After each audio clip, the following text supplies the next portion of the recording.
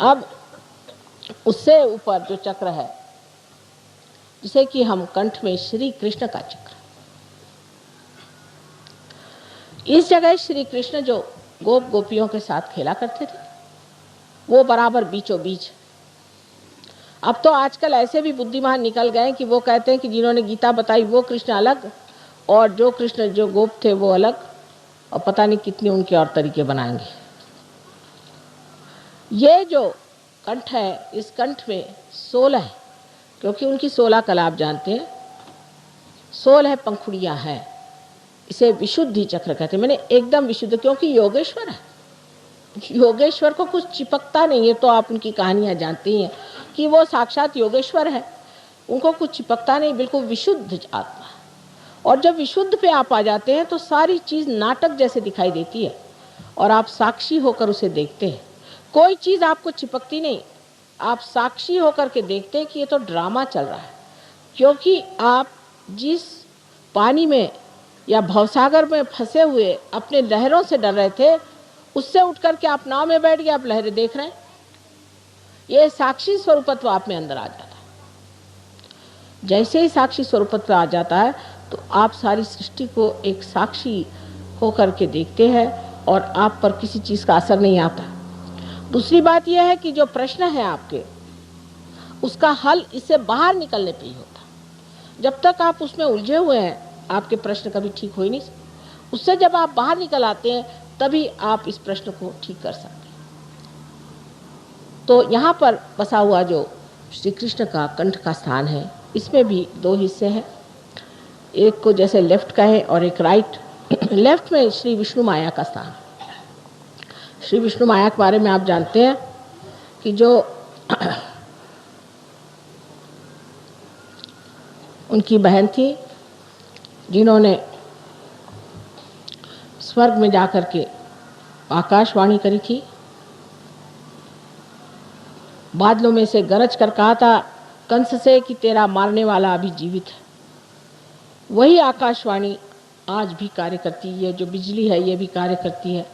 और आप कभी देखिएगा तो आपको आश्चर्य होगा कि हमारे भी फ़ोटो बड़े कमाल के आते हैं। और जो ये कैमरा जिसे हम सीधी सादी चीज़ समझते हैं, इसने ऐसे ऐसे हमारे फ़ोटो निकाल दिए हैं कि आप हैरान हो जाइएगा। यहाँ तक कि बादलों में तक हमारे फ़ोटो आते हैं। ये आकाशवाणी का कार्य है, ये विष्णु माया है। इस विष्णु माया पर ये कहना है कि जब हमें भाई बहन का विचार नहीं रहता, जब हमारे अंदर ये शुचिता नहीं रहती, हम जब दूसरी औरतों के और बुरी निगाह डालते हैं, तब भी ये चक्र पकड़ जाता है। या किसी कारणवश हम ये सोचते हैं कि हम पापी हैं, हम दुष्ट हैं, और इस तरह की बेकार की अपने बारे में न्यून कल्पना कर लेते हैं, तब भी ये चक्र पकड़ता है। ये कल्पना कहीं कहीं बहुत ज़्यादा मैं देखती हूँ कि हम तो पापी हैं, क्योंकि रात दिन जो आता कहता तुम लोग पापी हो, ये संसार पापी है, और जो बताने वाला वो कौन बड़ा धर्मात्मा है। ये सब बातें सुन सुन के मनुष्य अपने को इतना नीचा गिरा लेता है कि उसकी ये लेफ्ट विशुद्धि पकड़ती है, और इसके पकड़ जाने से अगर हृदय में भी पकड़ आ जाए तो अनजाना जैसी बड़ी घातक बीमारियां हो जाती हैं। रात दिन कभी पत्नी, कभी पति, कभी घर, कभी समाज, किसी भी औरत में ये हमेशा भरते रहता है कि तुम बड़ी खराब। उस वक्त ये चक्र पकड़ जाता है और इससे अनेक बीमारियां हो जाती, पर सबसे घातक बीमारी इसकी अनजाना की है। दूसरी जो राइट साइड है, उसमें हम जिसे महाराष्ट्र में विट्ठल कहते हैं, और जिसे आप कहिए कि द्वारिका में बसे हुए श्री कृष्ण जहाँ राज्य कर रहे थे, उनका स्थान है। तो जब गोप गोपी बन के यहाँ रहते थे तब उनका बीचों बीच स्थान है, और जब वो राज कर रहे थे द्वारिका में तो उनका राइट, और जब लेफ्ट में आप देखते हैं तो उनकी जो शक्ति स्त्री है वो उनकी बहन है।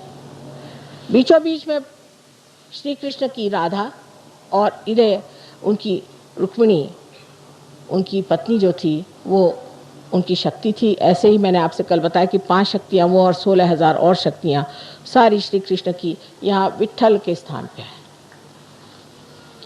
लेकिन इसमें भी इतने दोष आ गए कि विट्ठल की मूर्ति पंढरपुर में उनका साक्षात हुआ, जैसे आपके गोविंद महाराज की यहाँ मूर्ति आई है स्वयंभू।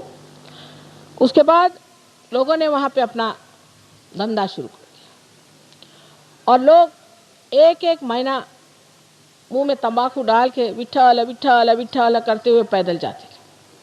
अब तंबाकू जो है ये कृष्ण के विरोध में, उनको बिल्कुल तंबाकू नहीं पसंद। जो लोग तंबाकू खाते हैं उनका ये चक्र खराब हो जाता है, या जो तंबाकू पीते हैं उनका ये चक्र खराब हो जाता है और इसीलिए उनको कैंसर की बीमारी होती है। इसका इलाज है आप अजवाइन की धुनी मुंह में लें, अजवाइन का पत्ता जला करके और उसकी बीड़ी फूकें, श्री कृष्ण उससे खुश रहते हैं। दूसरा इसका इलाज है कि आप मक्खन को दूध में या पानी में, गर्म पानी में डाल के उसे पिएं, उनको मक्खन बहुत पसंद है। नाक में आप घी डालें, घी और थोड़ा सा कपूर, क्योंकि कर्पूर गौरव आप जानते हैं कि आप कपूर के बड़े शौकीन हैं, सो कपूर थोड़ा सा डाल करके वो नाक में छोड़ें, कपूर माथे पे लगाएं। जो कुछ श्री कृष्ण को पसंद है वो सारा करने से वो प्रसन्न हो जाते हैं और आपका विशुद्धि चक्र ठीक हो सकता है, आपका कैंसर ठीक हो सकता है, आपकी सारी तकलीफें ठीक हो सकती। जब आप सबका गला पकड़ जाता है तो मेरा भी गला पकड़ जाता है, क्योंकि इतनी मेहनत पड़ जाती है उसको ठीक करते करते, तो भी पहाड़ जैसे लोगों की कुंडलिनी कभी कभी उठती ही नहीं, बड़ा प्रयत्न करना पड़ता। खासकर विशुद्धि चक्र पे ये 3 ऐसे पेंच बैठे हुए हैं। उसमें से ये कि जो लेफ्ट विशुद्धि है, अगर मंत्र वगैरह किसी गलत गुरु से लिए हैं और बक रहे हैं उसको सुबह से शाम तक, तो वो मंत्र भी पकड़ जाते। इन सब चीज़ों के लिए उसका इलाज सहयोग में हर एक का मंत्र रूप भी है, आसन रूप भी है, और भी कुछ उसके साथ में थोड़ा बहुत जैसे पानी, जल या चीनी, इस तरह की चीज़ें दे करके किया जाता है।